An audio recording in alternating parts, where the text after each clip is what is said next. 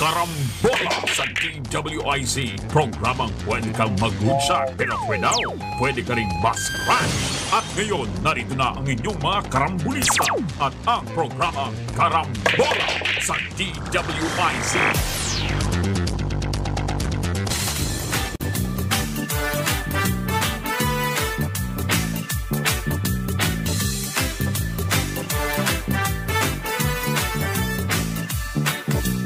Gising sa umaga kasabay ng almusal, nakatutok sa programang may kabuluhan. Walang paligoy-ligoy, diretsyo na sa punto, walang peke dito, totoong balita lamang. Astig na pananaw at malayang pamamahayag, nag-uulat, hinihimay ang mga issue. Mga kababayan, ang inyong karambolista, Jonathan De La Cruz at si Conrad Banal. Karambola, Karambola sa DWIZ 882.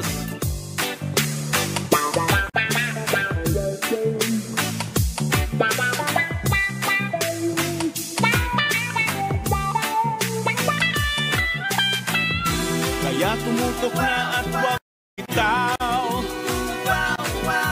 Alamin ang nangyayari sa bayan nating mahal.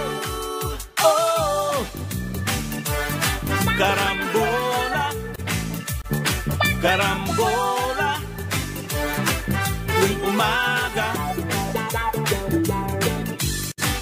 Oh, Karambola, Karambola sa DWIZ 882. Karambola, Karambola. Magandang umaga, Karambola sa Aliw Channel 23 at DWIZ 882. Ngayon, April 16, ako si Conrad Banal, kasama natin Jonathan De La Cruz, Joel Lacsamana. Good morning. Good morning. Mapapanood, mapapakinggan kami sa aming website, DWIZ 882. Yan po yung aming app. I-download nyo. Ang website namin, www.dwiz882am.com. Live din tayo sa Facebook at saka sa YouTube. Ang aming text line, 0999-376-6768. By the way, follow, like, share, subscribe, comment sa aming mga social media pages. Okay, mapapanood din ang Karambola sa Digital Free TV Aliw 23. Channel 24 sa Signal, Channel 27 sa TV Plus, at GMA For the Box, Channel 25. Good morning. Good morning. Wala tayong binabate. Wala pa. Hindi, meron akong meron ba? advance na babatian. Babatiin. Well, batian din. Si Ginoong Kevin Tan at ang kanyang assistant si Harold Geronimo, makikita ko mamaya. At Ba't mo binabate? dahil sa, aside from meron silang Arcobia na Congratulate pesa, mo sa Arcobia. tatanungin ko na rin paano nila nakuha. Mamayang lunchtime. Meron silang launch at dahil sa mga balita ng Chocolate Hills at sa Bohol at Masungi, they are going environmental din. They are going to launch a botanical themed township. Really? Arden Botanical Estate. Actually, wala rin invitation. I will find out later and babalitaan natin. Hindi naman so, environmental na. Pesa na, environmental. Hindi naman sa Chocolate Hills yan. Hindi siguro. Arden environmental, I hope they're not taking over something that's already there. Ganun ba? Yung hindi Greenfield to. Hindi Greenfield. Kayo naman. Let us, we will see. Alam mo naman yan Congratulate mo na rin dahil Pero problema, nakuha nila yung... Sir Kevin, Sir Harold, wala akong dalang blazer na Very rare na ngayon yan. Ayaw na ng government magbigay ng PESA accreditation inside Metro Manila. Baka naman meron silang bukod tangi sila na lang ang nakakuha. Pumasok kayo minsan ng Arcobia. Iba na yung Congratulations. Malapit ka sa Apo. Congratulations na rin kay Nicole Scherzinger, the best actress in the Olivier Awards. The Film. Film. Best lead dun sa Sunset Boulevard. Ay, okay. Sunset musical. Boulevard, bro. Musical yan. Sunset Boulevard. Nicole Scherzinger. Magagaling ang ating mga the product of our diaspora. Okay. Ito, biggest drug haul daw in Philippine history. Congratulations. Wow, congratulations. Sa Philippine National Police. Paano naging biggest to? Kasi daw po, Olivier Romel Marville. ayan, nahuli daw ho ito dyan sa Alitagtag. Isang bayan yan sa Batangas. Naglalaro ako dyan noon eh. Sa Alitagtag ng puting piyesta. Okay. Ang nakahuli po nito ay Checkpoint. Checkpoint. Yeah, naswertihan.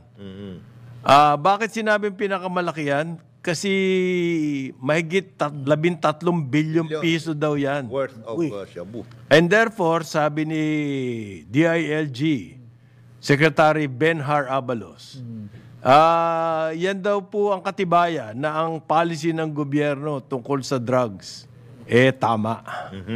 Yung bloodless, 13 billion. Bakit 13 billion? 2 tonelada raw po Ang nakuha. ang nahuli. Yeah, okay. Sa isang photon van. Tinignan ko yung mga 1 ton lang ang niyan capacity. Ng photon passenger van. 1 ton.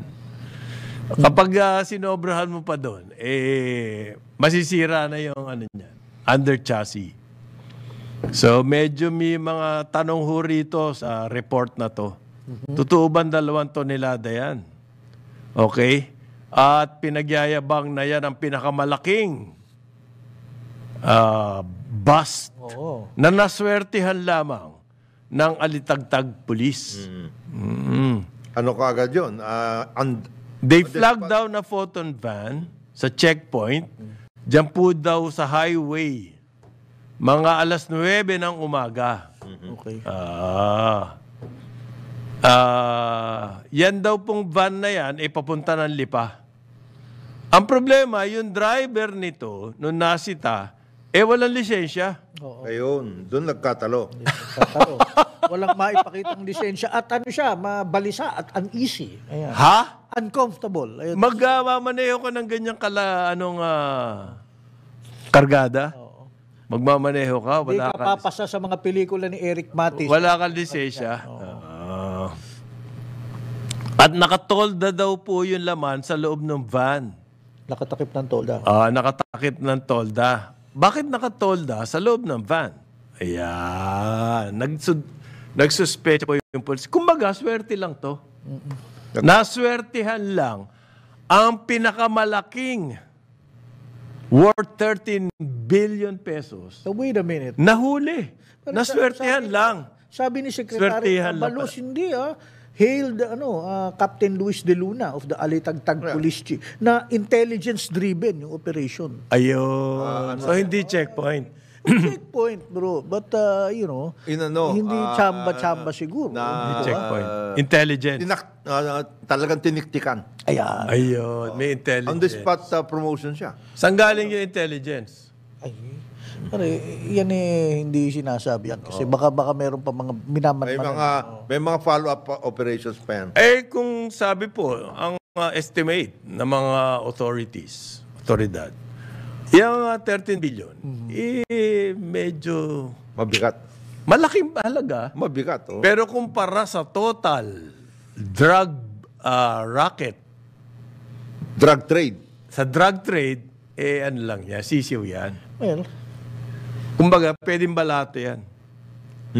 Unang-una, hindi naman po 2 tonelada. Tignan nyo nga yung itsura ng mga photos. Kung papasang 2 tonelada yan.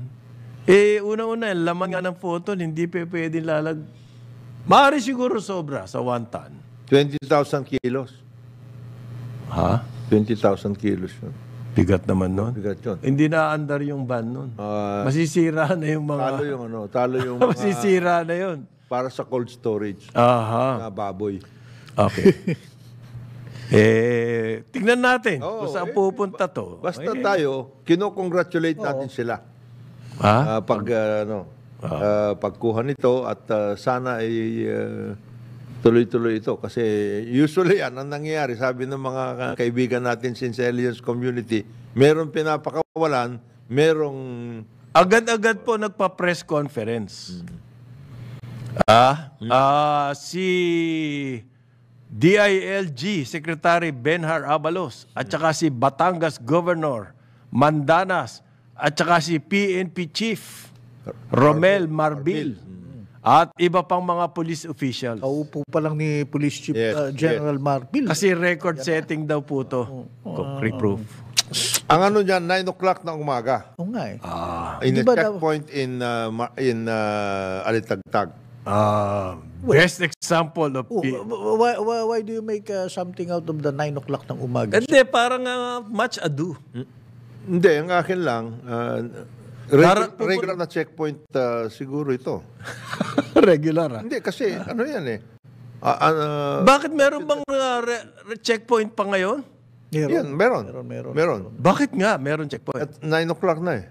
9 o'clock ng umaga. Parang pasukan na. Sabi po ni Governor Mandanas, yung mga drug traffickers, huwag na lang kayo dadaan ng Batangas. Mahuhuli kayo. Mahuhuli kayo. Ay hindi dinumadaan sa Batangas Port eh. Ang kataka-taka daw dito, yung mga balot. Packages, Yung balot. Ang sulat po ay Arabic.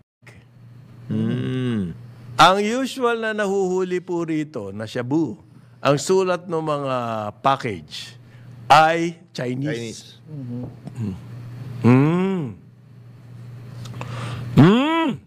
Malalim. Hindi naman siguro planted to, pare. Hindi naman. Baka yung pinahuli lang, sige, pahuli mo yan. Dito tayo dadaan. Make a big deal out of it para hindi na makasita itong ibang mga shipment. Hindi kaya ganon? Hindi naman siguro. Kasi may mga nag-iisip ng ganon eh. Hindi, ayaw kong basahin itong mga text ng text eh. Ang dami, yan nga. Yung mga ganyan na sinasabi. Huwag na kayong magganyan. Ano ba? Huwag na ganyan na tulungan natin ang ating pulis at saka ang ating pamahalaan para masugpo. Nagtataka rin daw sila. Bakit? Ang dami-daming nahuhuling droga. Pero ang dami pa rin supply sa kalsada. Kalye, street, Ang lahati na nga daw ang presyo. Yun lang ang nakakapagtaka doon. This is on top of yung mga dati nakukuha ng mga mangingisda diyan naman sa Surigao sa Samar. Di ba yung mga pinapalutang? Meron din dito sa about 2-3 months ago. Meron din nahuhuling ganun. Yung sa Binondo, yung Binondo, iba ba yun? Hanggang ngayon, hindi pa sinasabi. Yan ba yung sa Tayuman? Hindi. Sa Binondo, sa Manugit. Sa Abad Santos. Good morning. Yung grupong McDonald's sa Abad Santos. Good morning po. Good morning. Ano yan? Mga regular. Sentro ng Shabuya. Regular na mga natin yun. Teka pakinig. Yung senior citizens ng McDo, Abad Santos. Yan po yung... Wala na tayong narinig doon, ha? Wala na tayong narinig tungkol doon. Except yung mga nag-away-away.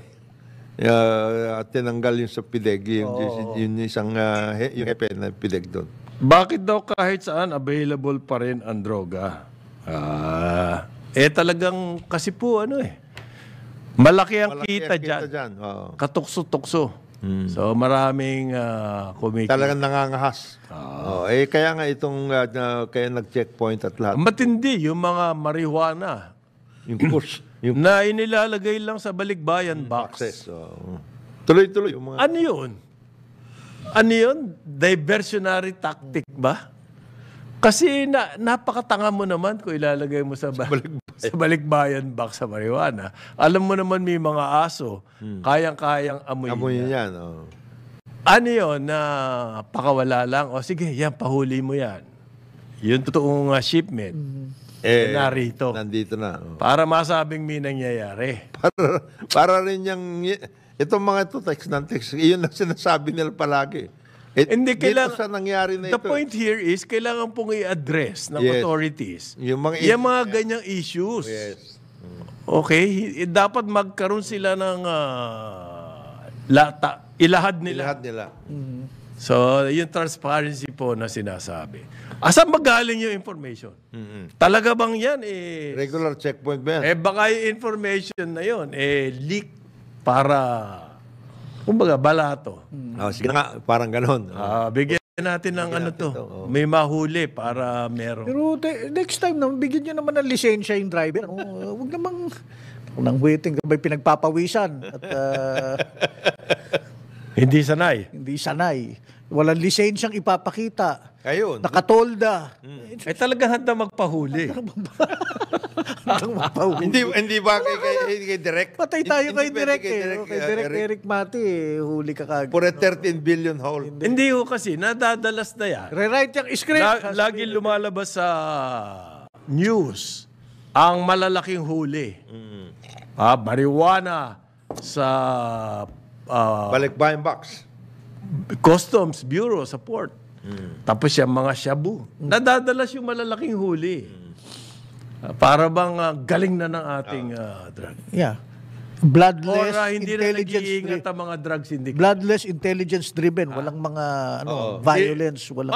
Baka maaari, hindi na nag-iingat ang mga drugs syndicate. Parang akala nila, hawak na nilang buong. Ganun ba? Oo. So, nagkakaroon ho ng agam-agam. Therefore, ito yung sinasabi natin, yung authorities must address this. Kung ganyan po ang nagiging image nila. Kasi agad-agad nagpunta. Ang DILG Secretary, may balita pa nga, pupunta rin yung presidente. Mabuti, hindi na natuloy yun. Akong masaklap yun. Yung governor, tututuro na naman tayo dumating agad. Yung PNP, dating agad doon. Di ba? So, much ado. Tingnan mo nga sa retrato, may mga league lights ba? May mga ilaw? Wala naman. Wala naman. Ay, kasi nga naman broad daylight, ano? Kaya naman, ayun, nakuha ko na yung sinasabi mo kung Jonat, kaya alas 9 ng umaga. Siyempre, tinatanong ng tao yun. Alas 9 ng umaga, may checkpoint pa kayo? Yun. Ano yan? Ilaw. Look, kung kay Direk Eric Mate yan, gabi. Ayan, ang ganda, Ayan, yan, Direk Efren Pinyon. Yung kailangan ng ilaw. Pag wala naman daw nahuhuli, may puna pa rin. Ano ba? Saan ba tayo? Saan ba tayo? Kayo naman, And ito po yung point, transparency. Hindi namin may nahuli, babanata, hindi Hindi, congratulations ka. May mga question around it. So, ang punto ho rito yung transparency. And the PNP, kailangan pong i-address nila yan. Kasi mawawala sila ng credibility before the eyes of the public. Kung lingering itong mga kung lingering yung mga ganyang speculation na balato lang yan para... Dati na ho kasing ganyan na style. Okay? Ayaw kong basa. Kasi itong nagte-text na ito, pati itong mga pagkabalot, tibiyok ko na. Kasi bakit daw ganito pagkabalot niya? Parang warde-warde. Pawarde-warde. Nagmamadali nga Ano ka ba? Ikaw naman. Niripak nga yan, parang yung chicken Naku, Diyos ko. Mahilig talaga tayo sa mga rebaging na rebaging. Para NFA. NFA rice. Parang yung chicken. Kaya ayaw ko pasahin ito. Kanina pa tanong na, bago tayo pumasok. Ito nga, pinatay ko na yung aking Tama na yan. Marami nagsusulsul dito So, okay. Hindi naman aging stocks yan, Hindi naman siguro. Hindi naman. Expired. Hindi naman. Expired na, ayan na. Ano yan, manok? Hindi yan manok. Talaga. Kala mo, hindi naman manok yan. Hindi rin yan na aging stock. Bigas? Oy, by the way, laki na tinaas ng wholesale price ng bigas. Grabe. Nito pong Marso, noong nakaraang buwan, ayon sa official statistics, galing po ito sa Philippine Statistics Authority, yung wholesale price, ang inakyat nitong huling buwan ay mahigit 30%.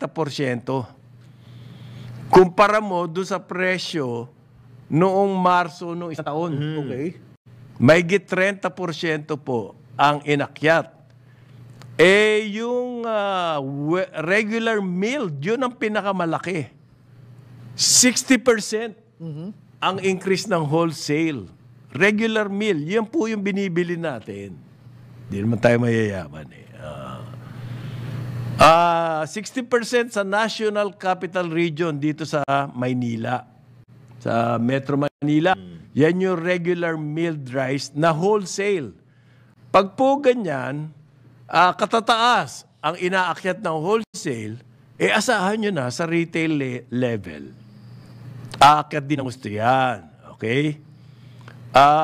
Kasi ganito po ang kwento. Noong Marso, noong isang taon, ang presyo ng regular milled rice nasa 36 pesos per kilo lang. Wholesale. Okay? Ngayon, dagdadagdagan mo yan ng 10 piso para sa, more or less, 10 piso para sa retail. Okay? Ngayon, ang presyo po ng wholesale noong Marso umabot na sa mahigit 47 pesos per kilo. Wholesale ito, hindi retail. Wholesale. So, dadagdagan mo ng mga 10 piso yan, more or less. Depende sa kung ano. Around 57 pesos na po. Noong Marso. Kung swerte kayo. Yan. Okay? At yan po, yun ang nationwide. Pero dito sa Metro Manila, mas mataas pa po kaysa doon sa national average. Ayan. Okay? Kawawa po tayo dyan. Paano kaya ito? Ano solusyon dito, Jonathan? Bakit hindi ilabas yung mga bigas yung mga nandiyan pa, bago maging aging? At anong dahilan kung bakit nagwawalang ganyan ang wholesale price? Akala ko ba record harvest? Tsaka maraming... Kamari ba dumarating na importation? Tsaka maraming... Yung wholesale price po na yun yung mga galing doon sa kartel. Ganyan nila binibenta sa mga retailers. Ang masaklap nito yung epekto niyan. Really, totalin sa ekonomiya. Akala siguro ng mga taga-subaybay natin, bigas lang yung pagkain. Hindi po. Epekto po niyan, consumption ng mga ibang goods, bababa. Delikado rin. Delikado. Lahat ng negosyo, really. Ngayon nilabas dapat ng NFA yung... Real income decreases. Ganun ang mangyayari. Ngayon dapat nilabas ng NFA yung kanilang nakaimbak na mga bigas. Delikado yan nangyayari sa Middle East ngayon, yung Iran. Binabantayan po yan ng buong mundo. On the brink of war daw, ewan ko kung sensationalism yun. Pag naapektahan yung Persian Gulf, yan. Magwawala yung presyo ng oil. Ng langis. Sa ngayon po, tumataas pa rin ang presyo. In-announce na mga... In fact, nagtaas na. Nagtaas sila, pero hindi pa yan yung effect nung gera. Yan pong pagtaas-taas ng oil price ngayon. Dahil yung OPEC Plus, yung OPEC, yung dating original na mga... Oil producing.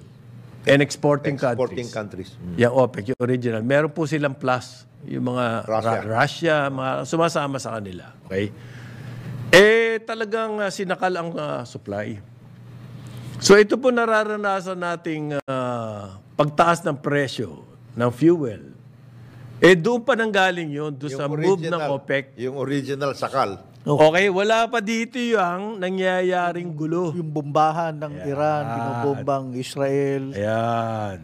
Kaya po ang nagwawarningan. Kagalang-galang na Energy Secretary, Rafael Lutilla, sabi niya, ang Department of Energy daw would monitor oil prices.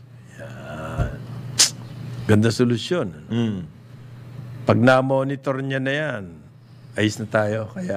Kayo mga oil companies, monitor is the first step. Ikaw naman masyado kayong... Oil companies, please be advised. We are monitoring you. Ayan, tayo kayo. Effectively, you are being monitored now. Ganun yan. We hope that it will normalize. Yan po ang sabi ni brilliant strategy. We hope that it will normalize. Ano kaya gagawin natin kung magwala yung oil price? We'll monitor. Hindi na, monitor na nga, nagwala na. Ang hope, it will normalize. Hindi nag-normalize. We will monitor where it's going. Meron nga nagsasabi lagi rito, hope is not a strategy. Paano kaya? Ano kaya ang gagawin natin? Top alternative sources. Develop alternative sources. Like what? Engage China for joint exploration of, ayan, mga ganyan. Di ba? Bago mag-harvest. Joint exploration. Of, siguro oil, 15 to 20 years bago makapag... The first barrel of oil. Tapos barrel of oil pala. Payat yun. 15 to 20 years. Okay. Ang problema po, ang solution dyan, maaari, isang pwedeng solution, yung government-to-government negotiated sale. Which is what the president did with Indonesia. Isang ganyan. Isang ganon. No? Kasi kung aasa Yun, tayo sa immediate world spot market, Yun, immediate yun. Yung allocation natin. US is a net exporter of oil. Yes. Ngayon, kung meron tayo Edgarito and everything, baka pwedeng isama yan sa... Yung mga ginagamit ninyo dyan sa mga balikatan exercises, huwag nyo nang kunin from the local market. Ha? Bakit naman? Hindi ba sila nagdadala mula doon? Sarili nilang gasolina? Magdala kayo ng sarili nyo ng gasolina. Huwag na. Huwag na kayong kumuha dito. Total, nandyan naman yung coastal. We are allies eh. Bakit na? Meron ba mga allies? Kaya nga lang ang ambag nyo eh. Yung kinukuha ninyo dyan sa coastal, dyan sa Subic, ano ninyo, replenish ninyo. Tax-free. Tax-free naman yan eh. Tax-free naman yan eh. Sino ba may-ari ng coastal? Oil Petroleum Depot. MVP ata yan. Nasa Subic. Sa Subic, tax-free. Total, nandiyan na kayo Diyan ang masarap na special economic zone. Mga tax-free. Local lang market mo, pero tax-free ka. Tax-free ang pinapasok mo. Napakahusay. Yan pong wala pa raw nakikita sa ang Department of Energy na tumataas ang presyo ng langis. Ayan. Pero nagtaas na hindi nila sinasabi, volatile po ang oil market. Buong mundo. Yan ang problema ng lahat ng bayan sa buong mundo. It's so volatile. Ibig sabihin, hindi mo alam po saan pupunta ang oil. It's so unpredictable. Aakyat, bababa, aakyat. Depende sa OPEC eh. Ayan. So, ang sitwasyon natin dito sa Pilipinas, sumusunod lang tayo doon. Dati, ang ginagawa ng Marcos administration noong 70s, nung nagkaroon ng oil shock, nagtayo ng fund. Para po yung presyo ng fuel dito sa atin stable. Mabalanse. Stable. Hindi akyat baba, kamukha ngayon. Yeah. So, meron stable na. Ewan ko, baka kailangan na balikan ulit i-review yung mechanism na yun na ginamit noon. Kaya 8:30 na po ng umaga, Karambola sa Aliw, Channel 23 at DWIZ 882. Karambola sa DWIZ. Karambola, Karambola. Balik tayo, Karambola sa Aliw, Channel 23 at DWIZ 882. Kasama natin, Jonathan De La Cruz, Joel Laksamana, ako si Conrad Banal. Good morning. Good morning. April 16. Yes. Okay. Hindi ho totoo na bumaba ang padala ng ating mga kababayan overseas. Mali yung headline. Mali yung headline ng isang dyaryo. Hindi ho. Tuloy-tuloy po ang increase noong Pebrero. Pag binasa mo yung story, increases nga eh. Pebrero, kumpara doon sa Pebrero noong isang taon. Ang laki po na increase. Yes. Okay, mahigit 100,000. Okay? So, tumataas po. So, nakarecover na raw ang cash remittance ng ating mga kababayan abroad. Nakarecover na from the pandemic. Okay? Maganda raw yan. Sabi po ng mga ekonomista. Pero hindi sa Senado to. Hindi. Yung mga totoo. Totoong ekonomista. Dahil pag nagpapadala raw po yung mga kababayan natin, ibig sabihin yung kanilang mga pamilya rito, may panggastos. Okay? At yung ginagastos na yan, makakatulong po sa economy. Iikot yan. Magkakaroon ng multiplier effect. Yun ang sinasabi nila. Okay. Isa daw pong dahilan kung bakit tumataas pa rin. Continuous yan, ha? Record-breaking nga daw itong nangyari nito February.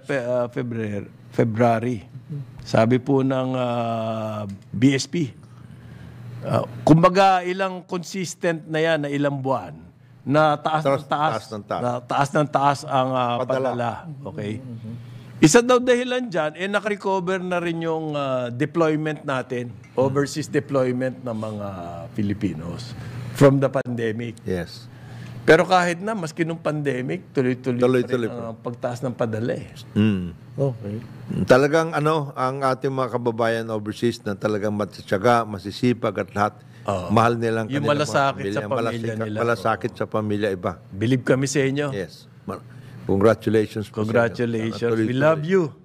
Yes. Isa pa daw ho, dumali na ngayon ang padala. Mas maayos. Oo. Yung electronic. Remittances, Maaaring may factor yun. Yes. No? Malaking bagay din yun. Kaysa yung sinusukbit mo sa mga padala, dali mo naman to sa pamilya padala. Ito talagang diretsohan na. At nare-record. Kasi yung iba kasi dati hindi nare-record. Yun. Ito po merong distinction dito, yung personal remittance. Yes. Versus yung halimbawa yung mga seamen. Corporate yun. Oo, yan ang nagpapadala na ng... Maaaring kasi yung mga Pilipino natin kasama, mga overseas. May mga sideline po. Yes, meron.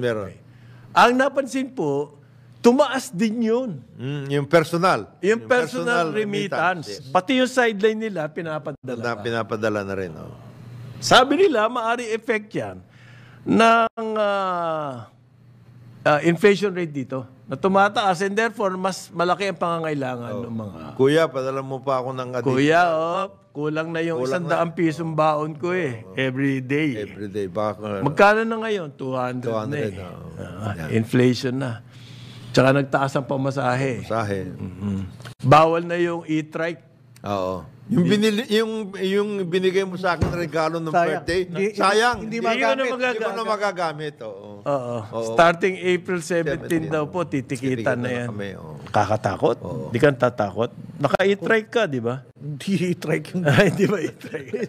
Mukha lang e-trike. Mukha lang e-trike. Gasolina yun. Padala mo ako ng para bumili ako ng motor. Ayan. Kaya personal po, mas 300 million ang in-increase nung personal remittance. Opo, saan galing yun? Siguro yun, yung mga naiipon nila dati. Di ba? So, naka-reserve yan. Nakatago yan. Manong. Kailangan ko ng mainit ngayon, kailangan ko ng bagong... aircon. Pero bumagsak yan nung panahon ng pandemic, di ba Hindi, halos rin eh. Halos ganun. Umaakyat pa nga, unti-unti lang. Kahit ng pandemic. Hindi bumaba. Hindi bumaba tumataas pa nga dire-diretso. Kaya nakakabilib yung mga... economy kasi consumer-driven yan. Oh, yes. But anyway, here's another thing na kagabi kasi, kasama ko yung... nakasama ko yung aking bayaw, si Bayani Hermanos, gano'n. Siya, malaking dealer siya ng consumer goods, gano'n. Bagsak ngayon dito sa Pilipinas, but one thing they discovered, kasi nag-research siya bakit bumabagsak ang daming Pilipino ngayon are traveling. Revenge travel talaga is in full vengeance. Now, whether it's ASEAN, Europe, Japan. They're not traveling domestically? Domestically, they do. They also do? Hindi, they don't go to Batangas or ginagawa ko Tarlac o They go to Palawan, Islands talaga. So, and they travel by airport at the digitalization nung travel pati, malaking bagay. Kasi na-engganyo sila. A lot of times yung misis o yung mga anak, ang gagaling Tapos, ito nga, punta tayo dito. Yung bayaw ko nga, bahala na sila. Ako hindi ko alam kung paano gawin. Basta, go. And then, since kung meron ko naman pambiyahe, one of the lessons they learned sa pandemic, gawin mo na. Hindi ka na makabiyahe sa susunod, hindi ka na makalakad. Hindi nakapagtataka. They will do. They just up and go. Dami ngayon. Statistics. Yung ibang mga kababayan natin, na-discover nila finally, Siquijor. Maganda Siquijor. Kasi nagkaroon ng dati dyan, or legend na hindi ka wag kang pumunta sa Siquijor kasi maraming doon. Maraming aswang. Mga mangkukulam, mga ganun. Akulam. Oy, ngayon, ang ganda na. Ngayon, yung mga kabataan, gusto nga nila thrill. Yes. Mag-long week man o hindi, Labas. labas sila. Basta yung mga weekend. kabataan, magbabackpack silang grupo. Basta weekend. Grupo sila magkaklase. Tara, manood ng Taylor Swift sa Singapore o mag-backpack sa Bali. They will go. Ay, manood kayo ng James Taylor. Maganda yun. Hindi, tapos na. Tapos na. Tapos na. Oo. Paano daw hindi, yung mga ang laki ng meaning nung pinadala rito sa atin. Paano daw hindi may tataas ang pinapadala? Panay daw ang reklamo, ang request ng mga taga rito sa sobrang mahal ng bilihin. Panay daw ang daing ng mga pamilya sa sobrang bilis ng pagtaas ng presyo ng bilihin. Precisely, yun nga ho yung nakakalungkot dito. Okay. Pero mabuti na lang sa isang banda naman at meron kayong kamag-anak abroad na naghahanap buhay para makatawid tayo dito sa... Kaya maging responsable tayo sa paggastos. Yun lang naman ang pakiusap ng ating mga kababayan na sa overseas. Yung mga dito sa loob. Wag naman yung mga luho ninyo. Hingi na lang ng hingi. Pinaghirapan. Pinaka-latest na cellphone o computer, binibili Huwag nang ganon. Latest na cellphone? Oo, mga ganyan. Mahal yun. Kaya nga, huwag kayong ganon. Tsaka huwag kayong... Spend wisely, sabi nga niya. Huwag kayong magpapa-scam, by the way. Yan ang isang yung sa real estate, itong mga ganito. Sabi po, bumaba daw ang savings ng ating mga kabawan. OFWs. Expected yun. Expected yun. Kasi nga, ang laki ng gagas. Maski naman yung mga nandito sa local, bumaba rin. the only way to save money is to spend wisely. Yan. There's no other way. Pag sabihin nyo po magsasave ako, tapos you deprive yourselves of like food. Ay, kalokohan yun. In the long run, Patay rin. lalabas yung inyong savings dahil magkakasakit kayo. Yan ang problema dyan. So, ang savings po, hindi savings yan para lang magtipid or anything. No. Spend wisely. Hindi ninyo naman kailangan Yung mga frivolous. Yan, wag na yan. Frivolous, kamukha ng pansit. Frivolous yan. Ubra ka naman yung Ha? pansit orchid, gusto ko yun. Maraming sahog. Hindi naman frivolous yun. Hindi frivolous? Okay. Pag may birthday, kailangan ng pansit. Pwera na lang pag Chinchin. Ha? Chinchin. Chinchin, Ayan, hindi frivolous. Hindi frivolous Frivolous yan. yun. Sarap. Kari-karing bagnet. Kare-karing bag. Pero tama ka. That's why yun na nga, increase din ng travel. Yung mga Pilipino naisip na, gawin ko na to. Kung hindi, ipon ako na ipon. Why not? Why not? Kasama ang pamilya, kasama yung makaka-travel, ganun ang ginagawa nila. Okay. Which is why, tama rin ito ha. Ito si Tourism Secretary, yung binubuksan, nag-launch sila. Ng ano? Mga destinations in the Philippines. Doon may retrato sila, mga nakapuso sila lahat eh. And they're opening up. Baka yan na yung campaign. Mukha nga. Bakit dito sa local ginagawa? Pero nawala yung hashtag, Love the Philippines lang nakalagay. Tinanggal yung hashtag. Oo. Baka sinadjust din na Amor yun. Oo. Tanggalin nyo na yan. Ganyan. At alam mo, mukhang nasunod na sila sa mga suggestions ng Karambola. Take advantage ng mga fiestas, Yes. mga events sa mga probinsya. Yun ang highlight.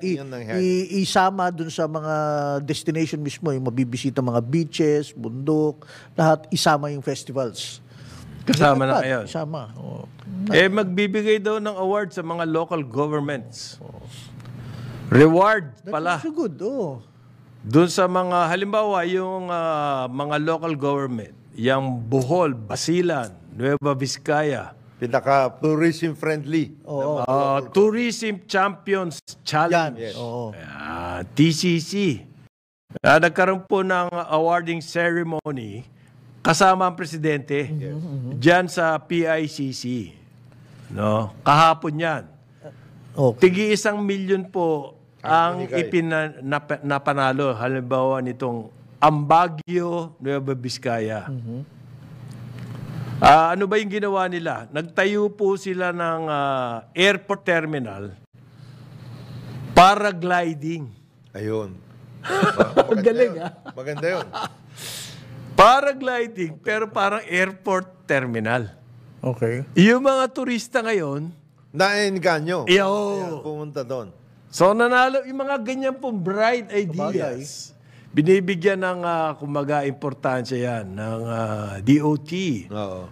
Diyan naman sa Bohol, Para sa mga senior citizen yata, mahirap-hirap yata. Ay, huwag kayong magpaparaglide mga senior Mga para sa mga kabataan siguro. hindi, pare, mga foreigners yan. Oo. Foreign, mga adventure. Adventurous yung mga yan.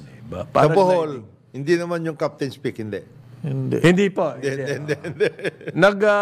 Nagtayo sila sa Tubigon. Tubigon ba yun? Tubigon.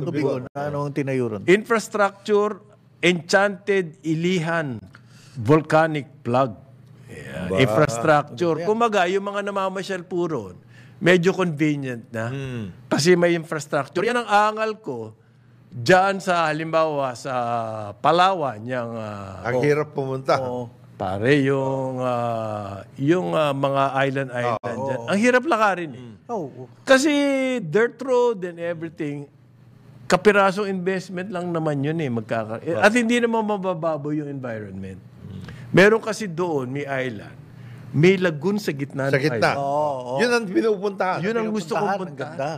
Hiyang-hiya ako. Ang hirap na hirap kami umakyat kasi uphill eh. Uphill. May babaeng foreigner, may dala-dala pang oxygen tank.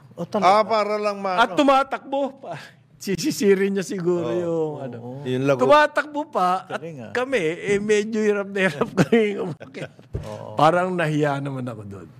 Yun. Kulang sa infra. May mga areas na ganun. Lagyan ng Kulang- konting May mga areas na ganun na akala mo wala, pero pagdating mo doon, mas maayos. Kagaya doon sa mga Pinatubo. Aha. Huwag lang kayong mag-swimming doon, ha? Ay, hindi pa Mainit pwede. yun. Oo, yung chemicals. Yung chemicals pati doon. Gamit Pero, sa mayroong podcast. magandang So what yun. you're saying, lagyan ng konting infrastructure, walkway, Yes. steps na maayos na may hawakan. Actually, Oo.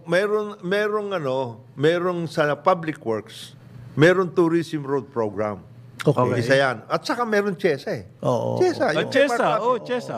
Chesa, yan. Kanina, Yan ang gawin natin. Sir Mark Lapid, nandyan. Chesa, oo. Ayun nga nagbigay nung pa-premyo eh. Okay. Yung... In fact, nandun yata siya sa picture. 20 billion isa. Nakapuso rin. Naka-picture ba? Ano ba ang posisyon niya? Admin na, Siya. Mark Lapid. Siya. Yung pong sa Isabela City, Basila, Ano naman doon? ay jetty port. Okay. Yun. Okay. Kasi island dyan. Kung wala kang ganon, paano ka pupuntahan? Hindi ba? Ayan si Marco. Very Ayun, large. siya, nasa gitna siya. Katabi ni Secretary. Dami pala nag-attend, ano? Hindi, alam mo na maganda yung nabanggit mo. Kasi right now sa Netflix may palabas it's The Journey, sila Paulo Conti. They went to Tasmania. Meron pala doon yung... Ano po yan, Tasmania? It's an island sa southern Australia. part ng Australia. Now, mahirap yung lugar eh. It's beauty but rugged. Yung beautiful. Okay. Meron nilagay silang walkway kasi yung mga tao may pinupuntahan doon para panuorin yung mga penguin. Now, nasa beach, alam nga naman maglakad ka, batuhan ng beach kasi sa Tasmania. Nilagyan nila ng walkway at view deck. Hindi mo nagagambala yung mga penguin, pero yung mga pwedeng may matanda, naka-wheelchair, pwedeng manood. May mga yun ang ganun na maganda eh. areas. Oo, yung mga areas na gano'n. Sana ganyan ang gawin nila doon sa mga old spots natin kagaya ng Banawe Rice Terraces. Ayun. Yan. Huwag naman ginawa sa Chocolate Hills. Para naman. malusaw ka pag naligo ka sa Pinatubo. Mga Pinatubo, Huwag tama. natin pagalitan yung gumawa ng Captain Speak. Kasi sabi niya, nilapit ko lang ang mga tao dun sa... Bakit po Sa pagalitan? Chocolate Hills. Bawal dun. Bawal ba nun? Di pumunta ka sa hindi bawal, pupurihin ka pa namin. I see. Sabi po ng presidente, siya yung nagtalumpati dyan sa TCC. Yeah, tourism. Yung TCC po, ibig sabihin sabi ng niyan, yung Tourism Champions Challenge. Yan. Yan nga yung competition ng mga infra Competition. project. Good idea. Local governments. Parang pinatunayan nyo raw ang paniniwala niya. Sabi ng presidente, na mga LGUs talaga ang magdadala niyan. Yeah. Matagal na ho natin sinasabi. Kulang pa rin po sa campaign. Yung push ba? Yung push. Yung push. Yung LGU nga, ginagawa na nila para On their own. maayos yung infrastructure. Asan yung push? para po mapuntahan yung mga LGU na yan. Yun ang sinasabi natin. Okay? Dalawa That's just one side of the coin eh. Yung magtayo ng infra eh. Oh. Dalawa nga ho pinag-uusapan natin doon, at least dalawa. Una, ito yung mga new areas, etc., ang Baguio, paragliding, okay lahat yun. Pero ang isang nakakalimutan, at huwag natin kakalimutan, yung mga historical and cultural Yun. in the towns. Kasi bawat bayan may sarili eh. Di ba bawat bayan? Tama. Hindi ba? Matagal na sinasabi. Lahat ng bayan. Si Trixie pa sinasabi, kailangan mag-inventaryo Yan. ng cultural assets. At yan nasa batas daw yan. At yan hindi ginagawa. So, mag-inventaryo kayo niya. Yan po ang mas mahalaga. Kesa dun sa mga, yung mga sports. Huwag natin sirain yung mga old towns. Yun ang ibig sabihin yan. Kagaya niyan. Pumunta ka ngayon dun sa area ng Arhidalgo, papuntang San Sebastian Church, masisira ulo mo. Sayang na sayang yun. One of the few na still churches. Yung San Sebastian. Ay pumunta ka doon, baka masirang diskarte mo doon. Ayan. Kasi paligid niya sa Sebastian, on its own yan po, napakagandang tourism. Yung area mismo na yun. Pero yung paligid niya, naging... paano ka pupunta doon na maayos? Hirap puntahan. Matraffic. Walang signage. Wala pang signage yun. Yung mga ganyan ho, yung cultural treasure. Historical Hindi, ang gusto kasi ng mga ibang LGU ngayon is mag-tie up sa mga real estate companies para, di ba, township, magkaroon ng old world charm na huwag nyo na i-replicate. I-convert yung mga farmland at gawing township. Ang suggestion, meron pong sinabi ang presidente. Okay. Walang problema ro. Para daw po makaakit tayo ng turista. Tama yan. We build better infrastructure for tourism. Yeah. Tama yan. Pero ang sinabi niya rin, let us step up our marketing drive. Hoy, DOT, para sa inyo yun. Mr. President, we are doing that. Ginagawa naman nila. You don't have to remind. Meron sila. Yung Tourist Promotion Board, TPB, trabaho nila yan. Ba't binanggit ng presidente? Hindi, siguro binibigyan niya ng konting push. Tama yan. We build better tourism facilities. Pero kailangan din we step up our marketing drive. Okay. That is the reason why we are going to have a contingent in the Tourism Awards program, sir. Ayan. World Tourism. At pangatlo, sabi niya, kailangan po ng training. Ayan. Importante yun. Okay. Yung training. Yung sa hospital. Hindi pwedeng grab lang yung magkano ka grab. Tourism. Training pa. Meron ka bang, ikaw ba, meron bang course dito ng tourism guide?